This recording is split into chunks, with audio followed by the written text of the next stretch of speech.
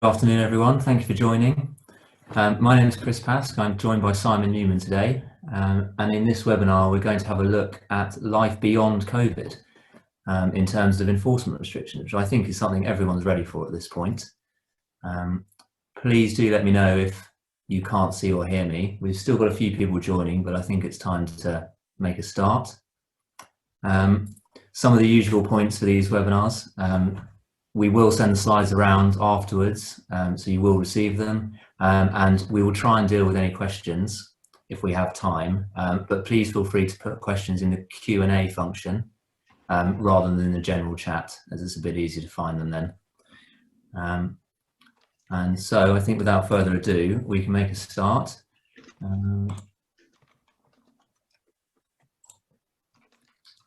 So the purpose of this talk is to look at, in two main ways, some of the changes which are likely to come in over the next few weeks.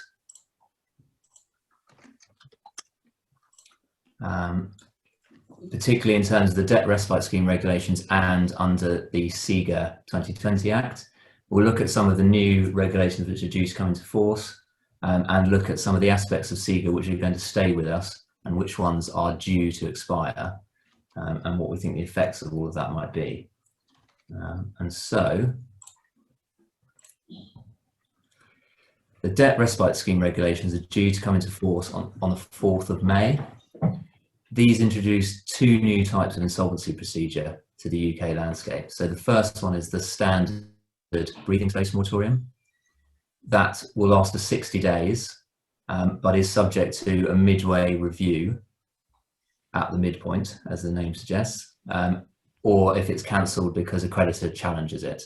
And the second type is the mental health crisis moratorium, which will last for the duration of treatment plus 30 days. So that one is potentially quite a long-lasting barrier to enforcement. There are different entry processes, but both moratoriums have the same basic effect, which is to prevent creditors from taking action to recover qualifying debts whilst that moratorium is in force. Neither is indicated to be a temporary measure. It looks like these are here to stay for the foreseeable future.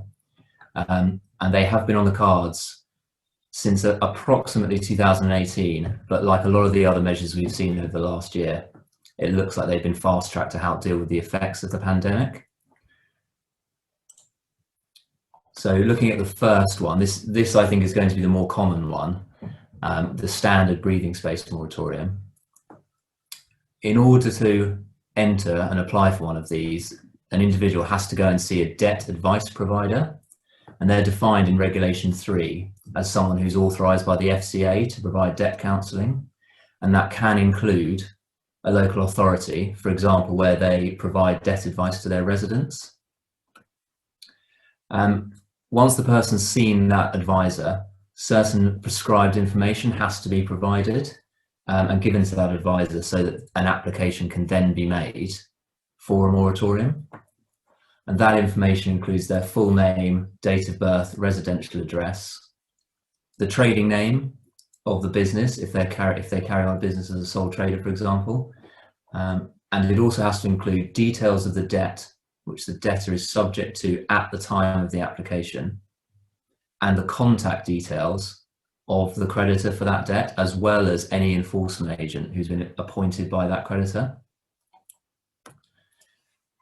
Once that's been provided, there are set eligibility criteria, which is set out in Regulation 24.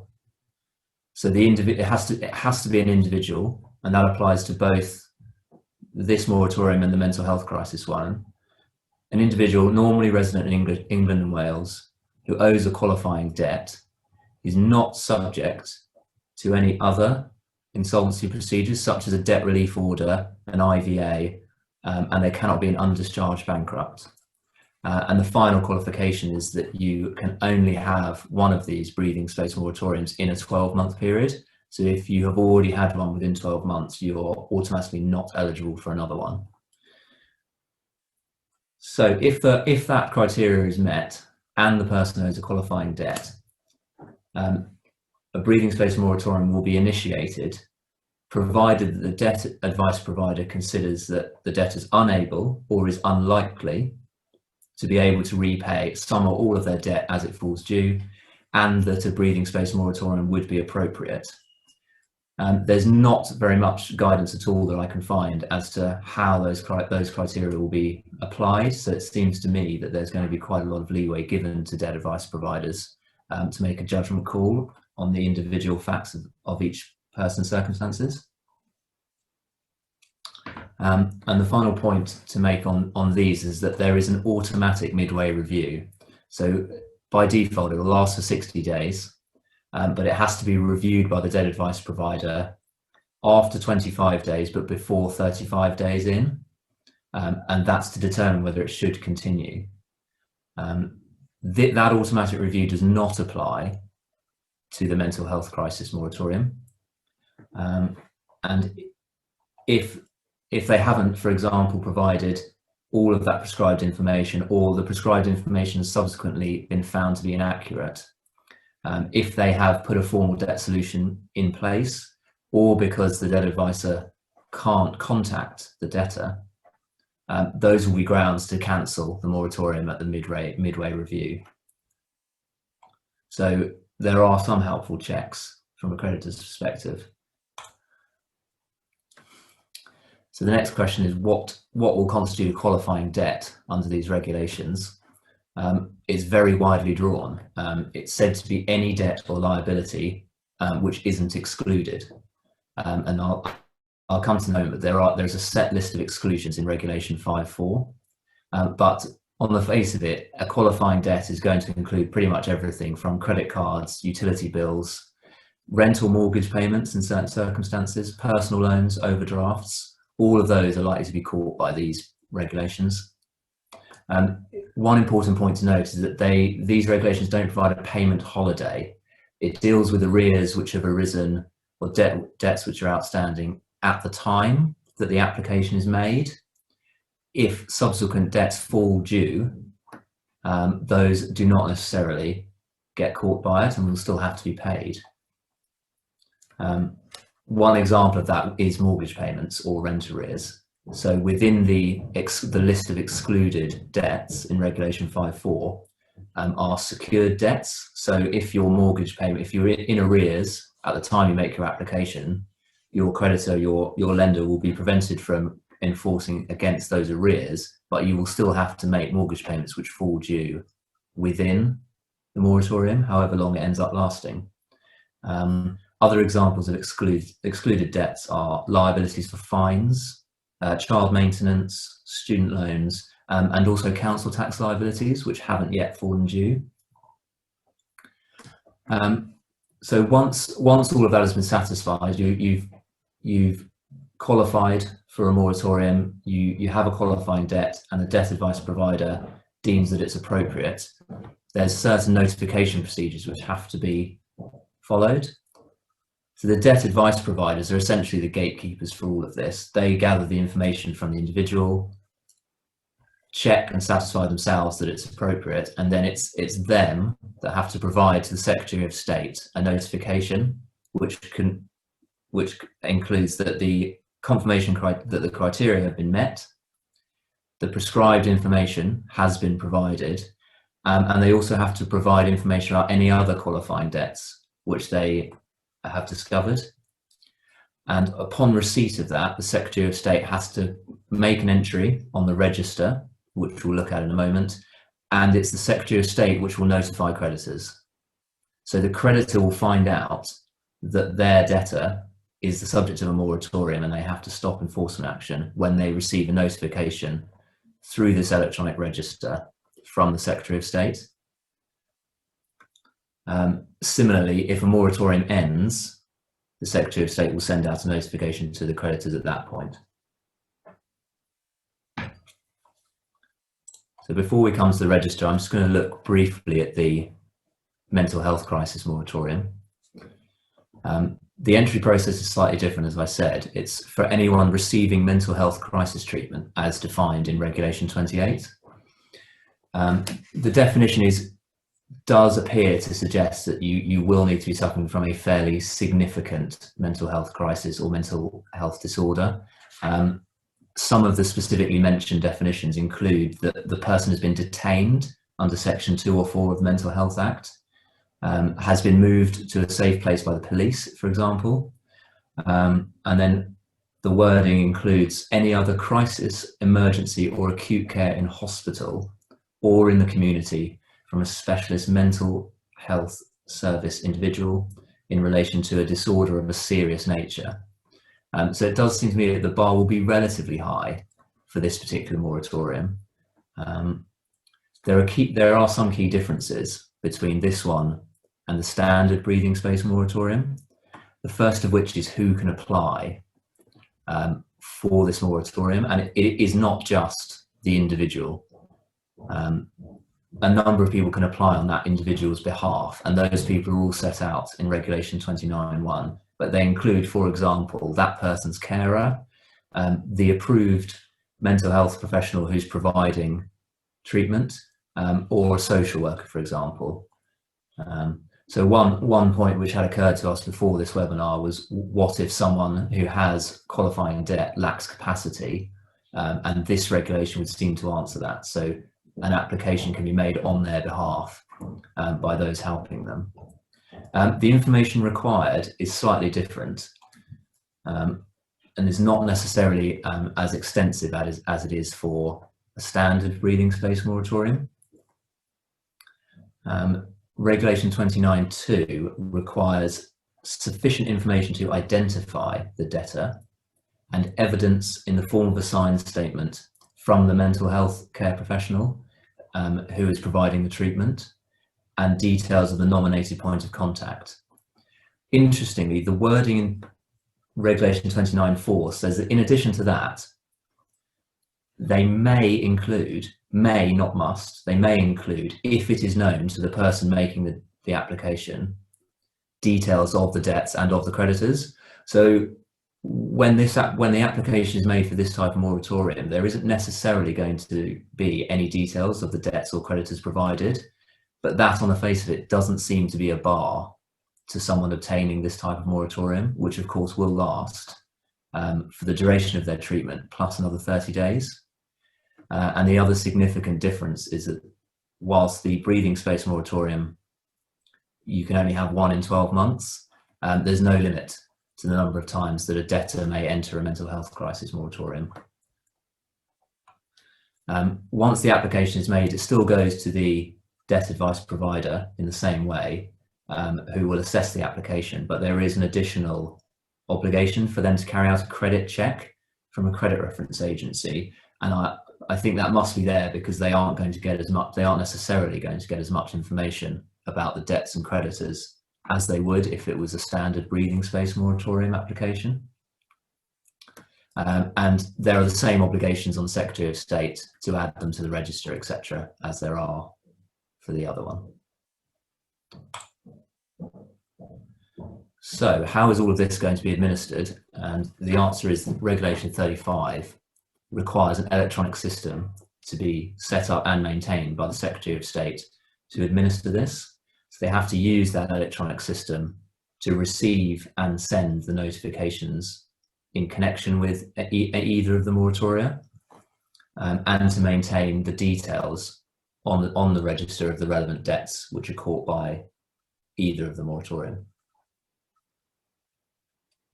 So if you're a creditor and you've received your notification, there are within Regulations 35 some details about what level of access you will have to the information available. So the following persons are entitled to information contained on the register which concerns a specific individual debtor, and they are the Secretary of State, the debtor themselves, the debt advice provider, and only those creditors who've received a notification in relation to that debtor. So whilst you will get some information, there are limits because a creditor is not entitled to see any other creditors of that individual, and they're not entitled to see any of the information about other debts owed by that individual to other creditors. So whilst you'll get some information, it will only be in respect to the debt owed to you. There is a final caveat to all of that, which is that in certain circumstances, the debtor's residential address can be will not be disclosed. I don't think that's going to arise that often, because the only ground for non-disclosure of the address is in Regulation 38, and that provides that where disclosure might reasonably lead to violence against the debtor, it can be included in the application, and that would be the ground not to provide their residential address. And I think for most mainstream creditors, that is unlikely to be a concern. The final point is that the method of notification, which the Secretary of State can use to tell a debtor, to tell a creditor that an individual that owes the money has been granted a moratorium. There are three ways: by electronic means, by leaving the notification at the creditor's address, or by posting it to that address. This is important because you're deemed as a creditor to have received that notification in respect of the first two methods on the same day. So if it's emailed, presumably to you, or left at your address, you're deemed to have notice of the moratorium on the same day. And for posting, it's 4 business days afterwards. That's significant because as a creditor, once you're notified, you have certain obligations and potentially certain liabilities if you do anything after a moratorium has started. And at this point, I'm going to hand over to Simon, who will tell you what some of those restrictions are. Thank you, Chris, and good afternoon, everyone. I trust you can hear me okay. I've got some restrictions on my video, which we're going to try to resolve, and if possible, we'll switch it on later, even if that's solely so I can show you that I'm not actually in my pajamas. Once a debtor has entered moratorium and a creditor has received notice, the most pressing question for the creditor is likely to be, what am I prevented from doing? And that's addressed in Regulation 7.2, and it prevents certain acts in respect of any moratorium debt. Now, the reference to moratorium debt is important because it limits the restrictions that are imposed to those debts that have been notified to the debt advice professional. And that's clearly designed to encourage the debtor to fully disclose all of their debts, to enable them to grapple with their debt situation, but also so as not to punish any creditor who seeks to enforce their debt when they haven't had notice of the moratorium. Now, what they are prevented from doing is, in the first instance, requiring a debtor to pay any interest that accrues during the moratorium period, or to pay any fees, penalties, or charges that accrue during that time. And essentially, that's a case of preventing creditors making the debtor's situation worse during the period of the moratorium. But further, and perhaps most importantly, Regulation 7.7 sets out an extensive list of enforcement action which is precluded. Now, that's worth familiarising yourself with what's caught by that. Then a brief summary, it includes steps to collect a debt, which is obviously a very broad definition, enforcing a judgment, obtaining a warrant, although note that's obtaining, not executing, sell or take control of possessions, commencing legal proceedings, that's obviously doesn't refer to ongoing legal proceedings, disconnecting energy supply, serving a possession notice, and contacting a debtor about a moratorium debt. And those preventions apply in respect of joint debts as well, and that's obviously because the moratorium attaches to those specifically identified moratorium debts, so even where they're jointly held. Regulation 7.8 also specifically, as a standalone provision, prohibits pursuing bankruptcy proceedings. And it's important for anyone representing a creditor that the measures that are prevented extends also to any agent appointed by a creditor. And that is defined in Regulation 12.6 to include solicitors, enforcement agents, such as High Court enforcement agents, or any person appointed to collect a moratorium debt. Chris, do you have to move on to the next slide? And hopefully now my video can start. Yes, here I am. Good afternoon again. The second most important question probably for a creditor is going to be what happens if a creditor takes any of the prohibited steps. Now, the first point to note is that any action taken is null and void, and that's set out in Regulation 7.12.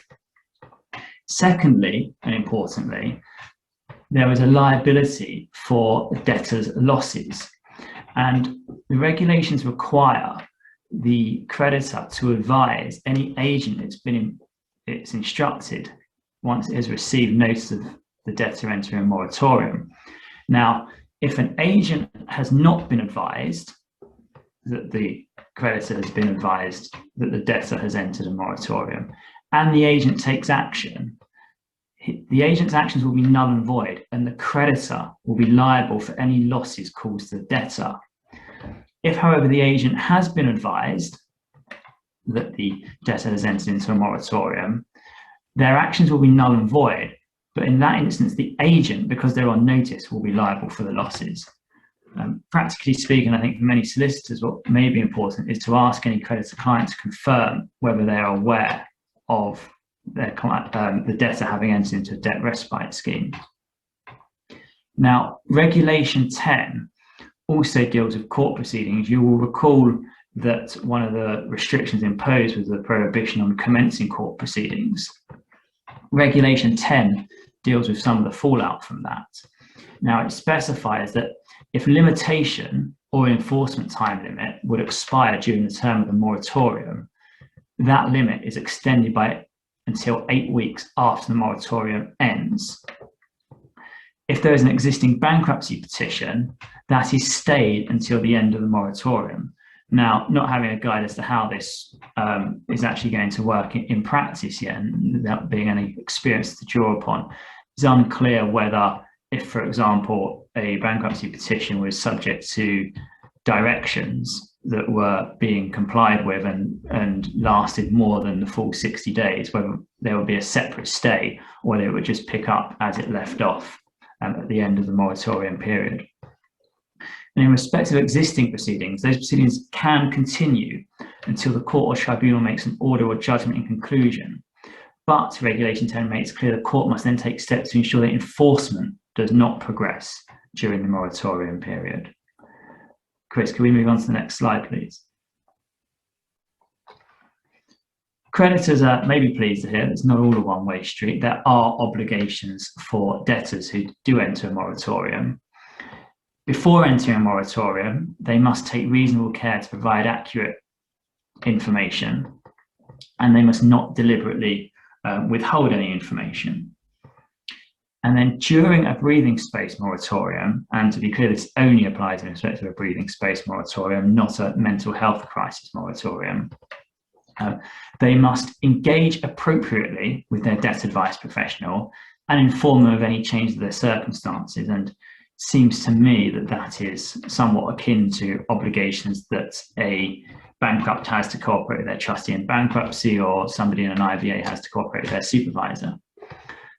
They must not obtain further credit greater than £500. Now, you might think that goes without saying where somebody is seeking the relief of this system because of their debt situation. But of course, that £500 limit, that buffer, the headspace, I think is probably built in to deal with situations such as perhaps a sole trader who it may be necessary to take on further credit to actually generate funds, as for example for suppliers or something like that. But it's important to note as well that any further credit, that £500 limit, applies to joint credit. So that would include a joint bank facility if there was, say, an overdraft on a joint account held by a couple, and the same with a credit card.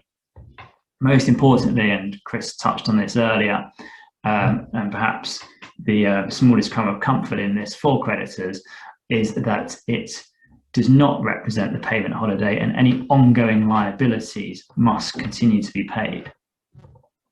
Chris, can we move on to the next slide? Of course, creditors do themselves have obligations once notified. You can't just sit on your hands for a specified period. There are certain steps that the creditor is required to discharge. The first is to notify their agent, their enforcement agent. That's to avoid the liability that we addressed earlier. The second is set out in Regulation 14, and that requires the creditor to search for any additional debts. This is other non-moratorium debts, i.e. debts owed by the same debtor that perhaps have not been notified to the debt advisory professional. And also to search their records for any moratorium debts that they've assigned.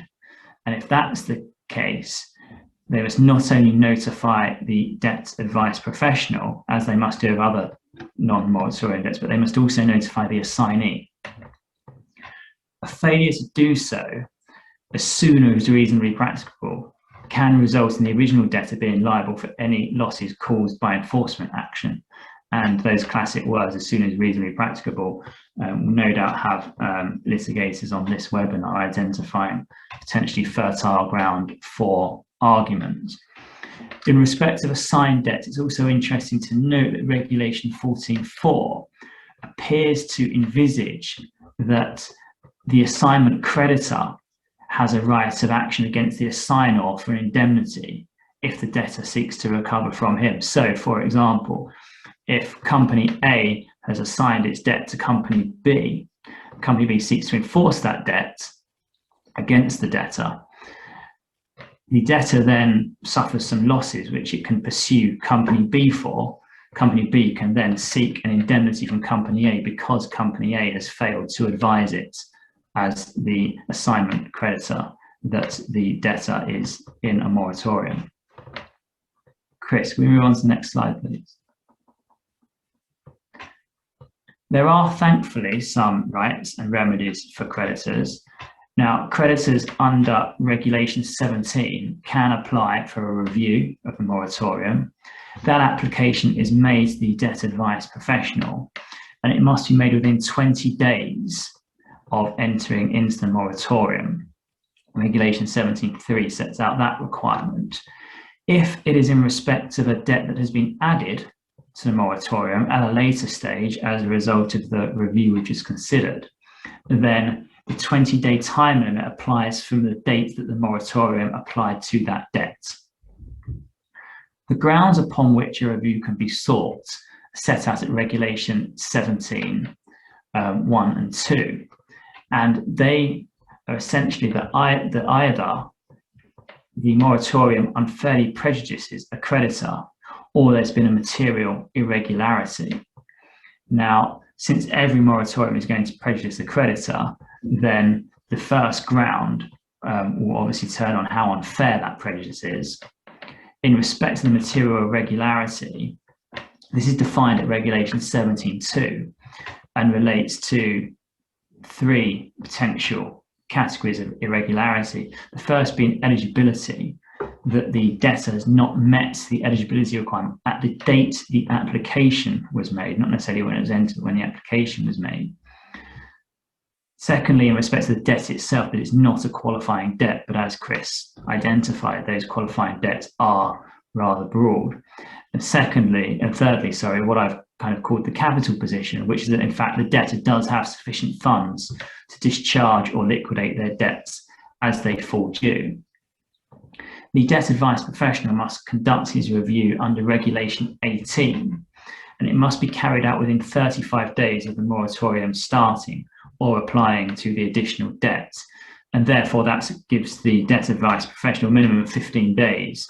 If, for example, the application was made on the 20th day that it could be made, they've got a further 15 days until the 35 days have elapsed. And the debt advice professional must, under Regulation 18.2, cancel the moratorium if he considers that the criteria have been satisfied, and he can cancel either the moratorium as a whole or simply in respect of a specific moratorium debt. Now, there is an appeal route under Regulation 19 if the debt advice professional reviews the review application. It's labelled an application in the legislation, but it is essentially an appeal because it must follow the debt advice professional's review and cannot resort to the court without that first having taken place. It must be made within 15 days of the start of the moratorium, within 50 days of the start of the moratorium, sorry. So that's essentially 15 days on from the 35-day limit that the debt advice professional had to complete their review. The same grounds are available for such an application as those which the application can be made under Regulation 17 for the review. And the court can cancel the moratorium in respect of any debt. It can also require interest, fees and charges to be paid that were suspended for the period that the moratorium existed. And if any debt is cancelled or moratorium is cancelled, the Secretary of State must be notified. He must update the register, and that cancellation will take effect the following day. The court does, however, have a discretion. I mentioned that the debt advice professional must cancel if he considers the criteria to have been satisfied, but the court is not required to cancel the moratorium if it considers that the debtor's personal circumstances would mean it's unfair or unreasonable to do so.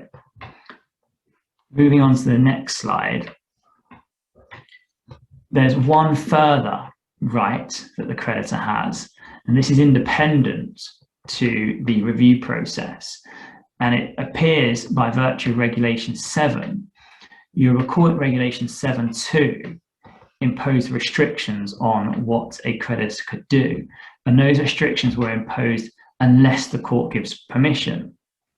So Regulation 7 provides an unrelated ground to appealing the debt advice professional's decision on the review, but it's an independent route to apply for permission to take one of the prohibited steps. Now, it's a discretionary decision. It's drafted, the regulation is drafted in terms that the court may determine it any way it sees fit. But to grant such an application, it must be satisfied of essentially two criteria. That is, that it's reasonable to allow the creditor to take the step which he's applied for permission to take, and that it's not detrimental to the debtor or will not significantly undermine the protections of the moratorium. One might think, therefore, as a matter of practicality, particularly in respect of the breathing space moratorium, that given the limited duration that the moratorium lasts of 60 days, and with us probably all being quite familiar with delays in the court system, it may actually take longer to get such an application to court, unfortunately, than to allow the breathing space moratorium to expire. Now, if we can move on to the next slide, I've identified some of the practical considerations and headlines just to bear in mind about this scheme. It is here to stay, it seems. It's not a time-limited COVID response measure as some of the others that we've seen and we'll come on to shortly. Of course, the individual moratoriums, certainly in respect to the breathing space moratorium, are specifically time-limited. Mental health crisis moratorium could extend for quite some time. Those attendees today that deal much more with corporate debtors are less likely to encounter this, as opposed to those who deal with a lot of individuals. Take, for example, landlords and commercial landlords where their tenant is a limited company. They're obviously unlikely to encounter this, whereas residential landlords with tenants who have rent arrears may begin to see this play an increasing role in dealing with their errant tenants. Creditors who do receive notice of moratorium debt, they have obligations to fulfill, and there's the risk of liability on the back of failing to do that. So it is important to flag to any creditors that you may represent that they can't just wait and do nothing. There are some positive obligations, otherwise there could be costs for them. The flip side, the crumb of comfort, of course, is that the ongoing payments should still be made. So given how debtor-friendly this regime is, it is obviously important. And finally, I mentioned previously that whilst there are options to challenge, in reality and being pragmatic, it may not make sense to follow those unless perhaps you're dealing with someone who the concern is that actually they're dissipating assets or something like that, and there's a real urgency that could get heard as some form of urgent application. The final slide I'm going to speak to at the moment just flags some further resources. I wonder, Chris, if you could just move on. The regulations themselves, as usual, they are available on the legislation website. There is already a new practice direction which has been inserted into the CPR at 70B, and that states that it makes provision for procedural matters that are not in the regulations. And there is also some very in-depth and helpful government guidance clearly designed for creditors, which can be found simply by Googling government guidance for creditors. And of course, you can get in touch with those of us at 1 Chancery Lane for any further advice. At this point, I'm going to hand back over to Chris, who's going to look at the Corporate Insolvency and Governance Act. Thanks very much, Simon. So we're going to move away from individuals now and just touch on some of the measures which were introduced by CIGA last year. We're not in this talk going to go into the detail of the restrictions, but if you have a look at our website, one of our recent webinars covers them in quite a lot of detail, and there are some detailed articles on there as well. You will all, I think, now be familiar with the Corporate Insolvency and Governance Act. It introduced a number of restrictions on insolvency and enforcement measures, as well as introducing some significant and permanent changes to the insolvency landscape as we know it. Some of them are due to expire soon, others are going to be with us for a much longer time, but in slightly different form. There are other restrictions, of course, in place in terms of residential and commercial property, for example, but we're not going to go into those in this webinar. So to start with, I'm going to look at the moratorium as it exists at the moment in respect of companies, also known as the Part 1A moratorium, which CIGA introduced. This is a permanent change and is going to be with us for the foreseeable future. It is designed to allow financially distressed companies a short breathing space from enforcement action from certain types of creditors, not all creditors, while they organise their affairs and make an attempt to rescue the company. It provides, at first instance, 20 business days. The benefit of it is that the directors remain in control of the company alongside an insolvency practitioner who's appointed as the monitor. The way to get one of those involves filing at court certain information which has to come from both the directors and the IP.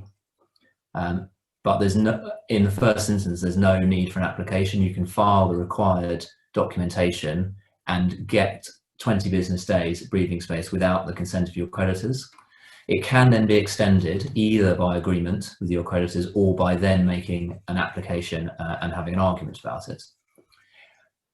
As it stands, and as it will stand once the temporary relaxation is lifted, the eligibility criteria are as set out on the slide. So this type of moratorium is unavailable to a company if it has recently been subject to a moratorium or other insolvency procedure. And if there is an outstanding winding up petition, you can't just file your documents at court and obtain the moratorium. You have to make an application and it can be opposed. The effect of that, if you do have the moratorium in place, is that your creditors are prevented from taking enforcement steps or by starting other insolvency proceedings against the company. There is a temporary modification to that at the moment, which is due to expire on the 30th of September. So at the moment, there are relaxed entry requirements, so it's easier for a company to get into one of these moratoriums.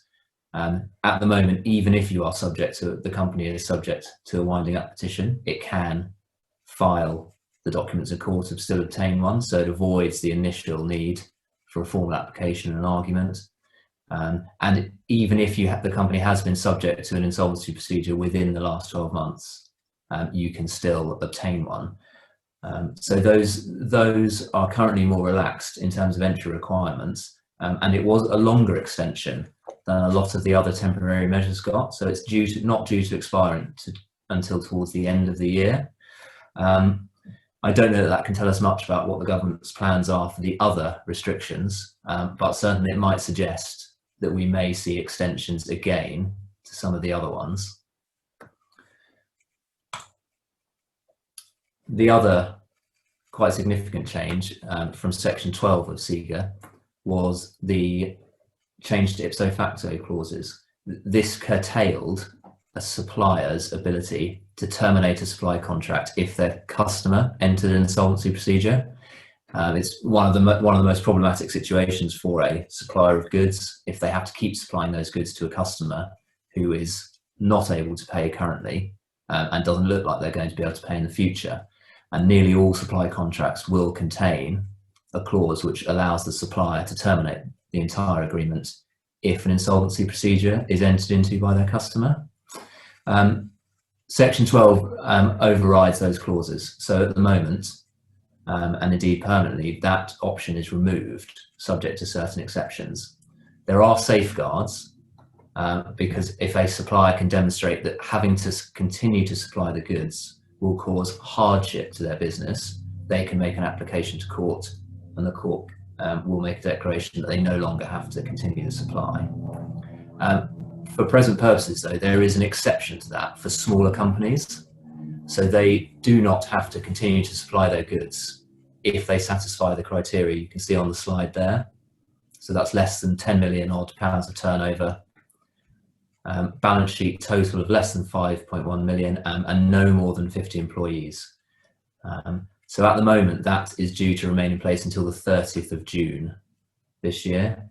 But again, we will have to see whether or not that changes. So with that quite brief little section, I'm going to hand you back to Simon, who's going to deal with the restrictions on winding up petitions. Thank you, Chris. Yes, of course, the restrictions to winding up petitions in kind of the broadest summary is that no petition could be issued based on a statutory demand, and that those petitions that were issued would not be, a winding up order would not be made where the company was impacted by coronavirus unless the company would have been unable to pay its debt regardless of the impact of coronavirus. And when these were introduced in April last year and backdated, they're originally due to run until the end of September 2020. They were then extended to December 2020 and then again to March 2021. They've now been extended to the 30th of June 2021, which is the third extension. And this extension went before Parliament very shortly before the scheduled expiry at the end of March 2021. Certainly appears to be a MO appearing from the extension of these provisions, in that it seems to be in the final few days when they're due to expire that actually legislation is put before Parliament. Now, one of the consequences of the current extension is that there will be some consequential applicability of these provisions beyond the 30th of June 2021. And that's as a result of what the Insolvency Practice Direction in respect of CIGA has introduced. They've been called preliminary hearings. Anyone that has tried issuing a petition has probably become familiar with this process. And the court now lists a preliminary hearing regularly for half a day. And these are being listed a few weeks going into months after the issue of petition. So one can easily envisage that any petition issued in June may in fact have a preliminary hearing, and these provisions will continue to apply to that petition beyond June when the preliminary hearing is heard. So if you were to, for example, issue a petition in the middle of June, the preliminary hearing may be the end of July. And then even if you succeed in the preliminary hearing, which enables the petition to be moved to the general winding up list, it's not going to make the list until, say, mid to late August. So practically speaking, there will be a consideration for anyone that's considering issuing a petition anytime in June, whether in fact it's worth pausing and contemplating whether you're actually better to wait and issue on the 1st of July on the basis that would almost certainly appear in the general list quicker than anything that did go to a preliminary hearing, even if it did obviously satisfy those criteria. So in that way, we'll see those consequences live a little beyond the 30th of June. But it does, of course, beg the question of whether this is likely to be extended beyond the 30th of June. Chris, I wonder if you can move on to the next slide. Given given we're all creatures of habit, and it seems certainly that the government seems to be too, it seems to me that it's going to be hard to know whether an extension is likely to happen until shortly before the end of June. I suspect the government will be looking at the economic recovery, but it's certainly hard to envisage, having gone to such lengths to protect debtors, they're then simply going to present them with a cliff edge end on the 30th of June. This protection for debtor companies has been seen as a key plank of the economic support package designed to support businesses during COVID, sat alongside the furlough scheme being another key plank. And perhaps the fact that the furlough scheme has been extended beyond June is an indication that this may be too. So I think if I was a betting man, I would say I suspect there may well be one further extension, possibly with a warning flag that this will be the last. An alternative could be a more nuanced extension. It was first mooted when these restrictions were introduced that they were being introduced to protect the high street and the leisure sector from aggressive debt collection, in particular landlords who could no longer seek to repossess their buildings because of the protections built in there, but who potentially could issue winding up proceedings and within which their tenancy often contained an insolvency clause which would terminate the tenancy on such proceedings. What actually came out, of course, in the legislation was something that was not sector specific at all and applied to all companies. So it could be possible that if the government wanted to take a more nuanced approach in extending this, and in particular looking at the current roadmap out of lockdown, where I think the last stage is the 21st of June, which would obviously give some businesses not very long, having been out of restrictions, to have generated further income. So it may be that they look to provide an extension that's more nuanced and deals with it on a sector by sector basis rather than blanket applicability. However, one suspects that actually developing such nuanced provisions is actually quite complicated. With so much legislation going through Parliament and such a lack of government parliamentary time, I suspect they didn't have the time to develop something as nuanced as they would have liked in the first place. So it's hard to see where they're going to find that time now. Of course, one begins to think what's going to happen when these restrictions are lifted. Are we going to see an absolute deluge of petitions? I suspect there's a strong likelihood that is the case. Creditors will be keen to be the first in to extract their debts. So anyone advising creditors, we well advised to advise them of the provisions under Section 127 to ensure that any payment on issuing a petition isn't void, or potentially seek payment from third parties. But to kind of give you an example of the scale of things, pre-pandemic, the general winding up list, for those that hadn't seen it, in a morning, it was once a week. In a morning, there'd be 150 to 200 cases, and I often liken it to whack-a-mole at the fun fair with barristers jumping up to deal with their cases in a matter of seconds. But 100 to 200 cases now down to about 10 to 15 cases. So if you multiply that backlog over the course of, well, beyond a year now, it's very easy to see that there could be an absolute deluge of these.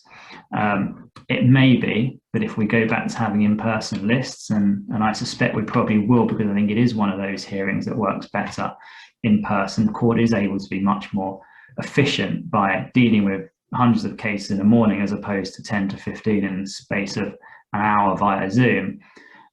We may end up seeing whole day lists or 2 half-day lists, or potentially an approach, given HMRC seem to be the most frequent petitioner, splitting the list into HMRC petitions and other petitions.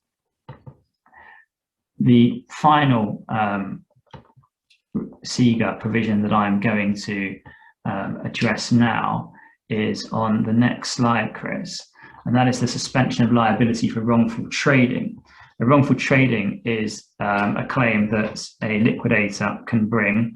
It entails personal liability for a director who continues to trade when it's clear that the company is insolvent. Liability for this was initially suspended with the introduction of CIGA. The offence itself has been a kind of a key deterrence offence historically in our insolvency legislation and the insolvency toolkit. The suspension was introduced at the start of the pandemic, when nobody knew what pandemic life would look like or could quite envisage the impacts, and equally, of course, the impact for their company. Now, the history of the extension of this suspension is actually more varied than most of these, in that it was allowed to expire after the first lockdown and liability resumed after the 30th of September 2020. Presumably, that was at the stage where thinking was the prudent director should have an idea as to whether the company was going to be able to trade out its difficulties, and they didn't want to give free license to directors to rack up further debt, leaving further creditors out of pocket. However, the suspension was then reintroduced on the 26th of November 2020 with the shock of the second lockdown, and it wasn't applied retrospectively. So what essentially you have is it applying in the first stage of the 30th of September, and then wrongful trading liability reimposed between the 30th of September and the 26th of November, so in respect of any action taken in that period. And when reintroduced on the 26th of November, it was designed to last until the 30th of April 2021. It was then extended, along with the other CIGA extensions, until the 30th of June 2021, which is where we're at now. Will there be a further extension? I think, again, this one's probably harder to say if a blanket approach isn't taken to all of these CIGA restrictions. The reason I say that is that the government will be looking at the economy again and the opening up of the economy and being able to see whether they think directors can take a proper view of their company's finances. And in part, it looks forward as well, because part of a director's obligation is going to be looking at their current position and looking at their prospects of trading out.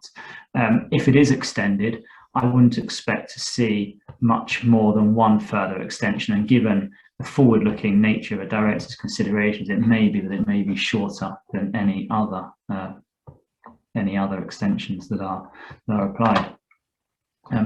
So I think that brings us to the end of our presentation. We're very grateful for listening. I wonder if we've got are there any questions? We've had a couple of questions. I could deal with the first one, I think, which is, are there any exceptions for debts which are made from a finding of fundamental dishonesty in legal proceedings? I think the answer to that is no, there is no exception for that. A qualifying debt is defined in the regulations as any debt or liability, and specifically includes court judgments.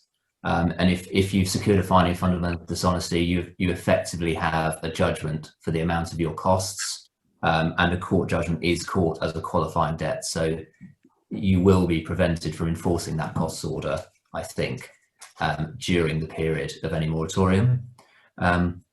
The next question that we've had is, can a tenant who is an individual but of a commercial lease apply for one of these moratoriums in respect of rent arrears pursuant to the lease for rent, insurance, utilities and service charge? Happy to let you have any thoughts on that, Simon? It seems to me that yes, they would. It seems to me the description is about individuals, and I don't think it makes a difference. It clearly does envisage sole traders. And I suspect that's the context that we're talking about here. I was trying to find it within the regulations, but one of the exclusions is for non-eligible business debts. And I'm currently scrolling through the definitions at the start of the regulations to see if that's defined. I haven't found it yet, but that may answer the question specifically. But yeah, on the face of it though, I agree with Simon. I think as long as they are an individual who owes a debt or liability, even if it's pursuant to a lease, I don't see any reason why they couldn't achieve or obtain a moratorium. And so with that, I think, unless anyone else has any other questions, the final thing to do is to give a shout out for the next webinar in the One Chancery Lane series, which is on the 13th of May at 1 p.m. Roger Andre and Simon Trigger will be giving a credit hire update and looking at the implementation of the whiplash reforms. And so with that, unless there's anything else or anyone has a final question, we can call it a day there. Thank you very much for listening. You've got our email addresses on the screen, so if you think of something later today, please feel free to drop us a line. Otherwise, thank you very much. Thanks all.